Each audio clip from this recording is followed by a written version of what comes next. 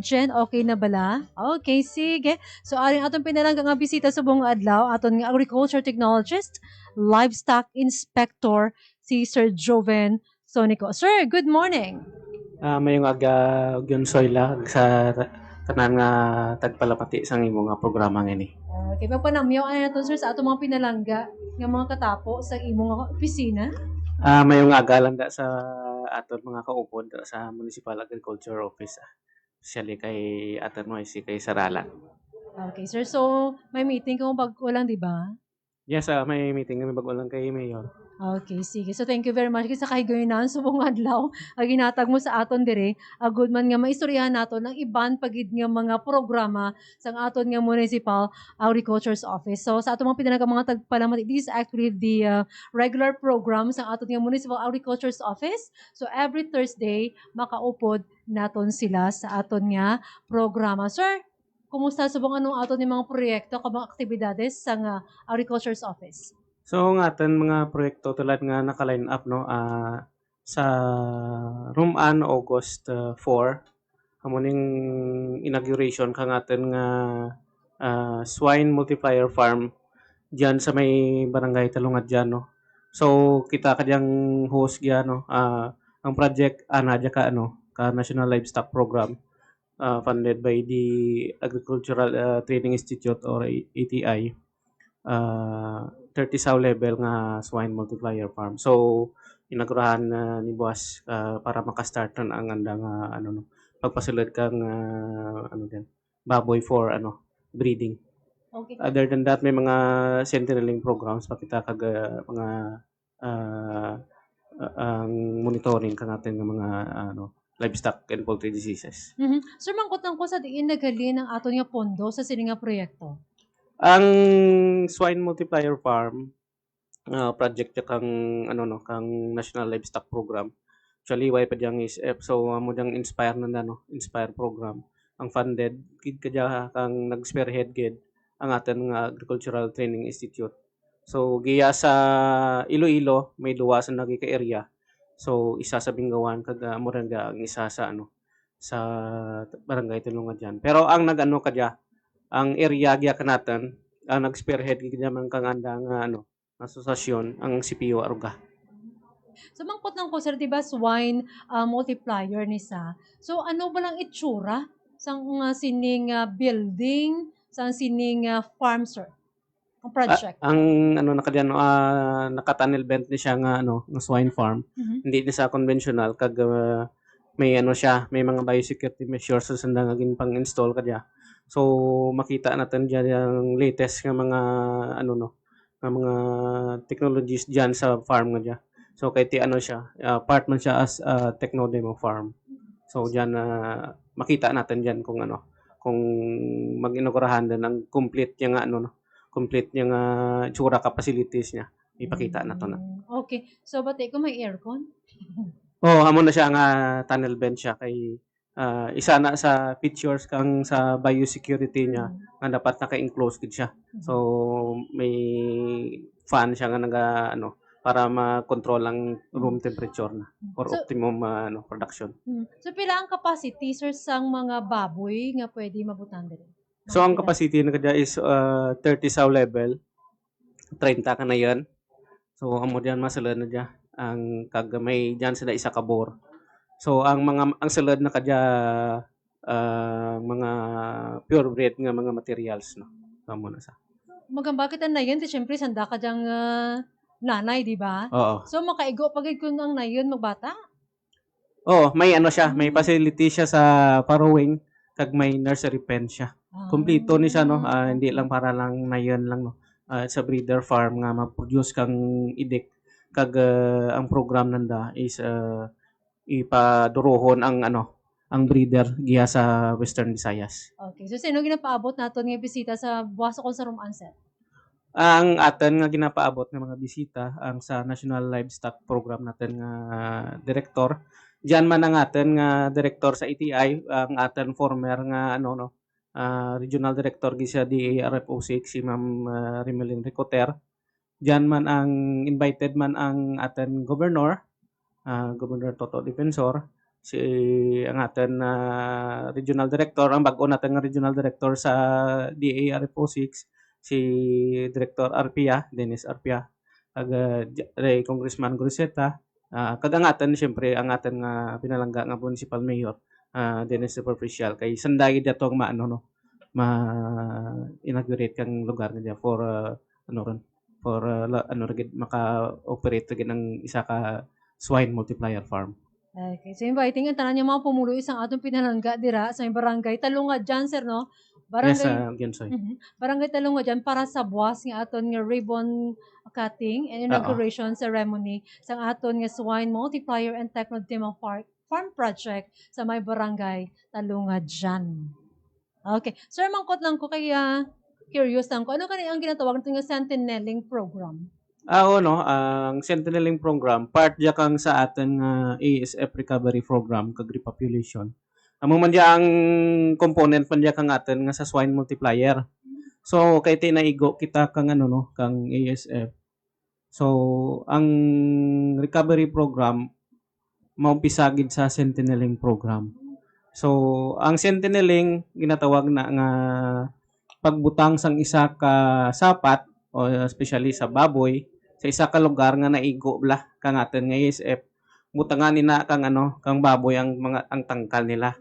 So diyan iti i-trial kag pahanggedon kag kuhaan sa sang i-disinfect ang lugar, ikuhaan sang blood sample ang baboy kung para ma-determine kung present pa bala ang ASF virus diyan sa isa ka lugar. So gina-require ina para maka-move on kita sa atin nga repopulation. So kay kung mag-positive man kita gyapon sa Sentinel nga ran, so hindi kita maka-go on sa repopulation. Di sino sir maka-avail sa atong Sentineling program? Ang atin nga Sentinel program may selected kita nga mga individuals na nga nag-signify nga willing no. So hindi diya gwa na nga dispersal pa, trial pa diya. So may area kita nga na-identified especially ang giya sa ano no sa atin nga kanama area kay ang may diyan kita asosasyon ay requirement tina ang asosasyon. So atan gi nag-signify apat ka tawo. May apat kita ka farmer nga gin ano submit para for Sentineling program para maka-move kita sa ano sa repopulation. So maximum naton sir apat lang, hindi na madugangan pa. Pwede pa man madugangan, ma-signify lang kita ay ang iba nabi nga banwa way pa ka ano no. Way pa ka submit kang anda mga farmers nga ano no nga ipa-Sentineling kay ang municipalities within the Iloilo daw kita palang grotong na una submit. So atan gahulat kita kadyan kung may sobra kag ang DARFO6 mangayo kita sa iban ibutang natin sa ibang lugar para sampling pa man lang jagwa na. Okay. So kinahanglan kay may limit gali no sa kada munisipalidad, pero kung may slot pa, pwede kita makadugang. Pwede kita dugang kay ano lang mo Sentineling malang kag sampling. Ang sa lain man ang ano gina-clarify natin lain ang ano dispersal kag repopulation. So manuwa sa aton nga programa buwas sa nga adlaw sa barangay Talungan siya ang aton nga Sentineling program sir. Mayara pagid balang iban nga ginabisihan ang aton nga Municipal Agriculture's Office? Oo no, kahapon met kami with all the livestock technicians especially ang naigo kang ASF together with the provincial veterinary office nga ang atin nga Sentineling program before mag-start may biosecurity measure training kita. So naka-cluster kita imaw natin ang municipality of Nolosena. So giya ka natin may ipadara kita nga farmers to nga mag-training tapos one day nga training no. So requirement pagidya sa atin nga ano no nga Sentineling kag repopulation program. So ginahilat natin ang confirmation kang municipality of New Lucena kung mag-okay sila sa venue. Kung wala kita raman mangita gya kung hindi sila pwede dito. So mo ran ginaano natin pero hopefully within this August maka training kita diya sa biosecurity measures. Kasi ano mga attendees natin sir sa training? Mo diya ang ang mga swine farmers man natin. ang aton nga sa asosasyon pwede ka intra kagang ginalimit natin man no 50 lang aton nga ano required nga ipa-attendan. So ang aton nga identify may tuya kita sa asosasyon man kag may giya kita nga iimbitaran sa mga naigo bla. Makoto natin sila kung gusto pa nanda magsagod ka baboy. May iba nga daw ano ron no, do Hindi ron. nag-untatagid no. So sa program natin na may sa repopulation required abin na. So may invite natin sila. So sa panamdam mo, Henry, sa nga hindi sa gusto nga magsagod tig baboy. Iba no naghesitant ra kay tungod siyempre ang ASF taman ka ano no, taman ka taas ang morbidity kag ang fatality no. So almost 100%. So kay as of now ang municipality is sa red zone pagyapon. It means nga why pa kita ma-clear. So amor gani nga may sentineling kita. So iba nag-untat anay kay tungod siyempre may capital sa nga gina ano ka no, nga gina-invest ka diya. So do hadlok pa sa naguro no. So amor nga dapat natin mag-sentineling kay para ma-determine natin ang kung positive pag kita gyapon nga present pa ang ASF ya kanakaron. Kag hopefully man no nga mapasarig natin nga maging secure do kita kung maka-produce kita ka vaccine no. May vaccine nga available bala. Basi amor yang guwa natin lang nga daw new normal din. May ASF rin, hindi rin madura ang ASF yata sa atin no. Pabay pa. Actually, kalawig-lawig kitang ato niya ano problema about sa ASF.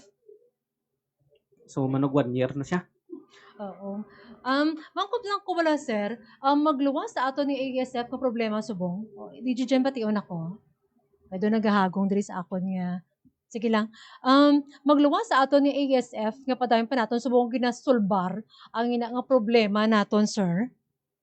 Mayara bala kita subong sa mga reported nga iban pagid nga mga kaso sa ato ni mga like leptospirosis.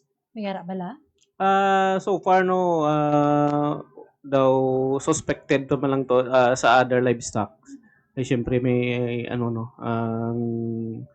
may nagakahulugan bala. May ang sa atin nga programan giya sa may ano no sa may Tegas, Tegas. May ano kita diyan ang goat project no kanugon to kang atin nga ano nga manubata na tani. So do suspect ko to is ano leptospirosis. Pero actually ang sa atin based sa research before kay nagkanda kami research sa livestock sa leptospirosis no nga present hindi lang sa ilaga. Together with the University of the Philippines nagpamual kita sample giya. So na-determine giya ka natin nga ang Santa Barbara present ang leptospirosis giya ka natin so especially sa livestock natin. So amoran nga advice man sa atin mga farmers nga nagasagot ka mga inom tanan nanda diyan nga mga baka karbaw always nga mag disinfect man kay ang leptospirosis bala natin ano man yan no, fatal man yan sa tawo. Kay may case kita amor gani nga nag-research sa nakano kato. Kay may giya kita nga ano no mortality giya sa may sa Banwa ka Santa Barbara. So ang panguma natin nga sa rice field bala. So na-infect ato sa kag na napatay. Nasaan Jose? Dugay na to daw 2000 ano pa 2008-9. So mura nga nagkandak kita kang nagkandak sa naka-study nga hindi lang sa ilaga or ano man diyan balabaw ang atin source kang leptospirosis pati ang livestock natin may diyan. So sa mga nagkakahulugan diyan natin na makita mga sapat natin la isa ra ng leptospirosis kang cause kang anda nga ano especially stillbirth. Okay. Nakitaan ko dala sa may likod mo ang likawan ng rabies aragid sa likod mo, sir. So may arab lang kita sumong sa mga reported bala nga may kaso sang rabies diri sa may aton sa may Santa Barbara or ang aton subong nga mga pinalangga nga mga pumuluyo ang nagakadto pa bala sa inyo para magpa-vaccine? Oo no, ang sa rabies duman ang may reported din kita to nga sa K9 sa Aya mismo. May nagpositive to nga nakagat nga ginpadalanan lang sample tuya sa may ano no regional animal diagnostics lab. So positive ato nga ano nga ayam. So gin-coordinator man to sa sa municipal health unit sa atin nga Animal Bite Center. So I think nakapa pre-exposure naman to. Kay nakakadto man ang tag-iya kanaken nga nakagat ko nung bata na. So positive ato ang ayam nga to. So naano naman natin, na-coordinate natin to. So so far ang amo ato ang last natin nga reported ginawa ako kamaan kung sa Animal Bite Center natin kami nagparapit pagid nga magpa post exposure. Pero ang with regards naman sa vaccine sa tulad ubos natin vaccine sa canine rabies no. Kay during mass vaccination kinpaubos ginato na to kay para hanggad balang coverage natin. Kaya nga atin gali populasyon hindi lang 7,000. Diyan kita sa 15,000 plus. Wow. So siguro sa tulad gani guro mas 16,000 na plus pagid. So amo ra nga nagkulang atin rabies vaccine. So kayang atin budget is for the 7,000 lang. Kaya amo man lang raman ang ginapasa kang atin nga ng atin nga barangay. So nagpa-survey kita to with the help sa atin nga barangay monitoring team nga mainsakto natin ng record. So hopefully ang barangay magtao man sang accurate man nga data no para ay ang atin nga vaccine diyan man kita ga-allocate. Kay next year pagid wala kita tig mabuel sa sa national government sa province lang kita gid makapangayo. So limited atin atin rabies vaccine. So murang natin ang gina-concern mo natin talat kay paano natin na mapangitaan budget. So, sir, sa aton nga rabies vaccine ang mo wala na kita diri sa aton nga munisipyo, di ba? Sa diin sila pwede kakadto para sa libre sira, libre. Sa libre hindi lang ko sure kung ang mga barangay natin may mga budget pa no. So gina-encourage pa namon sa nakadiya nga maka-augment man kay before ang ginobra natin na naga-sharing kita with the barangay. So ang barangay kung makabakal pwede gid no sa barangay makabakal kadtuan lang nanda nga mga barangay officials kag mag-inquire kung may vaccine sanda mapa-rabies vaccine ang andayam.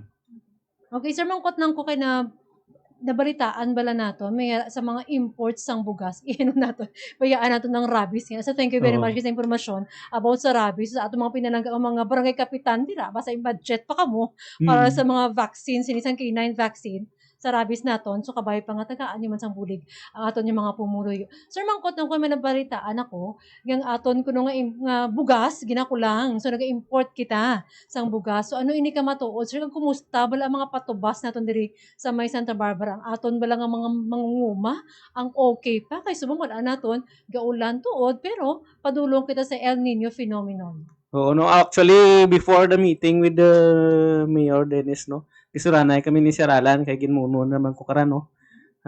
Nagmuno ran naghambal ang aten nga isa ka ahensya nga nipis ra nanganda ko no inventory. So may ang aten nga ASEC man naghambal mga nagapasarig man nga may stock pa man kuno. Stock kita. So ang sa atin kay ti amo di natin manigar nga grabe inulan gino. Ang isa pa gid ang kakos nga daw medyo madili-dili ang ating production kay grabe ang igo kang ilaga. So sa tulad may ongo gaano pa lang atin nga mga gintandam nga paray. Way pa gid ka rayo pa sa rayo pa sa harvest season. Ti mo tawag tulad tagpuraot gid. So hindi pa rayo pa harvest season.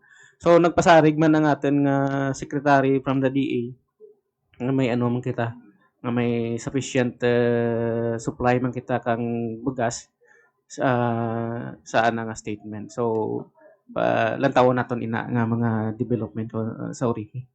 Sir, mangkot nang ko nakalagaw kamo sa mga umana tong sa may Santa Barbara. So ginagyan kita kang bagyo gay kag Falcon, kumusta sir, naapektuhan ba sila or wala? Ang mostly affected gid no kaya ang anda nga igo talad more on bacteria kag fungus. So sanda nga igo gid ang anda nga paray. So amuran nga concern natin talaga kay hindi kaduro no kay hindi natin mapunggan oran.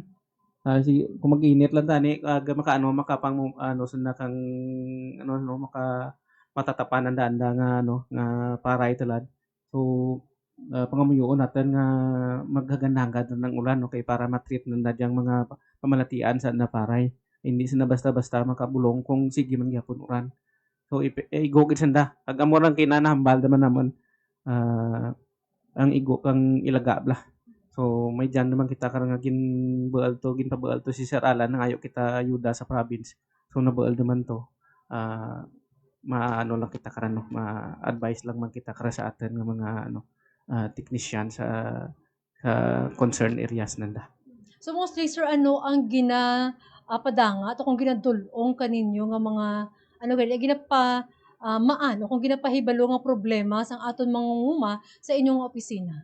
Mura no isaran ang sa rat infestation kag ang sa rice nga ano no ang mga bacterial blight, fungal. No, so amo ra ng common kay grabe ang uran. So within sa rice kag sa normal ta na sa livestock siyempre amo man mga respiratory diseases common sa talan. So advice kita ka nagakaigo ang mga gulong kara dyan para kananda. Nabatian ko sir mayara ka mo gintukod ni Agri Group sa may Santa Barbara? So Oo no. Time naman guro nga ma-organize kita kanyo no. Kag na-organize dagid man. Kag kinanglan niya kang atin nga ano no, agri livestock racers. Hindi kita ano no, hindi kita makapanaming or hulag sa mga proyekto kung why kita tig mga asosasyon or cooperative. So na-organize natin diya ang ano no, with the help of atin nga co-op coordinator nga si Ma'am Magding.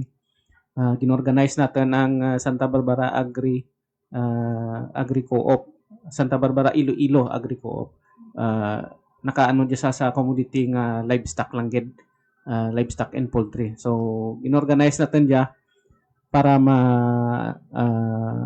program natin ang activities especially sa mga manugsagot ka baboy. So para makabulig kita pangita paagi ka nandiya kag mapa-improve natin ang andang ano kadya no cooperative. So may gin-build na nabalay man natin kadya ang andang mga programs and activities para makabato sa special hindi lang man sa ASF sa andaman nga ano marketing kag product ano no processing kadya sa ori. Pila ka bilo mga miyembro ta sir? Kag pila galing aton mga mangunguma sa may Santa Barbara? Ang initial kadya nga ano founding members sa co-op ta na dyan sa 19 kaya mo diyang nag-attend kang ano kang atin nga pre-registration. So ang pre-registration ning kandak kang atin nga CDA o Cooperative Development Authority.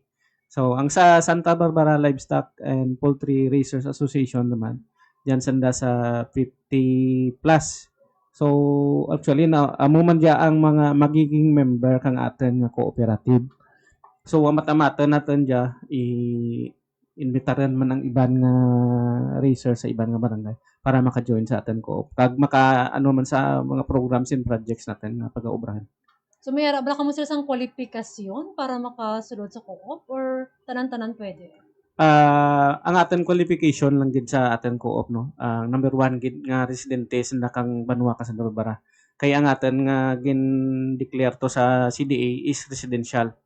So resident ka kang ini barangay sa Santa Barbara pwede gid ka entra. Kag ang isa pa gid nag-ration da sang livestock. Livestock lagi no ba klaro taman dia nga ang agri co-op hindi exclusive siya sa livestock and poultry. So why sa mandara ang sa rice no kag sa other commodities. So ang isa dapat man magpa-enroll sa atin nga registry system for basic sector in agriculture or RSBSA sa livestock sector man ta na. So amo ra pinaka-main nga ano no, pinaka-main nga qualification pag may ginset man sa nato nga membership fee no. So why ko lang ko makita to kung naagrihan na nato ang 100 nanda pesos. So gamay man lang no. Kag ang though co-op kita na nga may ano may capital build up man sanda nga itao para maka-survive ang ano ang co-op. Kag magamit man nanda sa ori. So buotan pala sir kung waay ka nakaparegister sa RSBSA, hindi ka man maka-intra or maka-miyembro sa co-op? Hindi gid no kay ang RSBCA sa pagka ano natin, pagkamaan man natin nga amo diyang ginagamit natin nga magiging bona fide farmer ka bala, pamatuod mo nga bona fide farmer ikaw sang isa ka commodity. So mapa-enroll ka diya kag ang region ka diyang nagaano no. So diyan natin makita kara diyan na nakaano ikaw, naka-register ikaw kay ti gina-certify pag gid ka nga atin nga ano no mga barangay officials nga pamatuod man nga kung sa livestock ikaw nagpa-enroll kasagol ikaw ka livestock. Okay. So thank you very much again kay Sir Joven Sonic ang aton nga agricultural technologist and livestock inspector naton. Sir, ikaduwa mo ni nga si Man nga bisita diri hopefully next week. O kamo naman liwat ang aton mga pinalangga diri magabisita. Mayara ka pa bala nga luyag nga idugang sir para sa aton nga mga mangunguma especially sa ila. Oo no, ang salamat gid og Soyla sa pag-imbitar no liwat di sa aton. Sa aton mangunguma no, manaan natin nga ang panahon tala daw ano gid hindi natin maintindihan. So dapat mangin resilient kita kag kamaan kita mag-adapt no. So kung may mga concerns ka mo, livestock man, rice o kung mga high value crops, kadto lang sa atin nga Municipal Agriculture Office kag magpamangkot no kay para mabuligan natin sa anda mga concerns kaya. Okay. Sir, mangkot na kung gali last lang ang aton nga Philippine Crop Insurance pwede ongoing pang application sa bang? Oo, ongoing gid gyapon no. Gina-encourage man gyapon natin ang tanan nga ano no, commodities may guidelines diyan no. Ang sa rice kung nagtanom ikaw dapat 15 days mapa-insure mo na sa. So wire kita gabaton kang ano no, kang 30 days. So dapat pag tanom mo o kung isa o kung duha ka adlaw lang apply dayon kang ano, kang crop insurance. Ang sa livestock natin do medyo mauti-uti dia kay may mga number of beds kag gina-require kag may mga certifications no. So kadto lang sa office para ma-inform natin sila kang nagakaigo nga mga requirements kung magpa-insured sila. Thank you very much kay Sir Joven sa imo nga mga impormasyon para sa aton especially sa aton nga mga mangunguma. May dugang ka pa sir? So far wala naman og yun so no. Kung ano gin man kung may mga programs and projects man nga nagaabot ka natin, we'll let you know kung ano no. Ag sa tanan sa liwat, madamo nga salamat sa inyong pagpamati kag mayong aga sa tanan. Thank you very much kay Sir Joven Sonico, Agricultural Technologist naton as well as Livestock Inspector sa aton nga Municipal Agriculture's Office. Thank you, sir. Okay, good morning. Good morning. Till next Thursday duman kita. So magkita-anan lang kita sa ruman. Thank you, sir. Thank you. Sige, ma'am. Oo, thank you, sir. Kag magkita-anan kita sa ruman sa aton nga ano kay ina nga ribbon cutting and the inauguration ceremony sa aton nga Sumahin Multiplier and Techno Demo Farm project sa may barangay Talungad yan. So sa ato mong pinanagat sa inyong mga reklamo sa John, pwede ko magtawag ko mag-text sa aton sa 0942-336-8307. Kamusta gihapon nagapamati sa Radio Piscina o pod sa akon og yun Zoila Cordero. Maayong aga. Pabati itag liwa.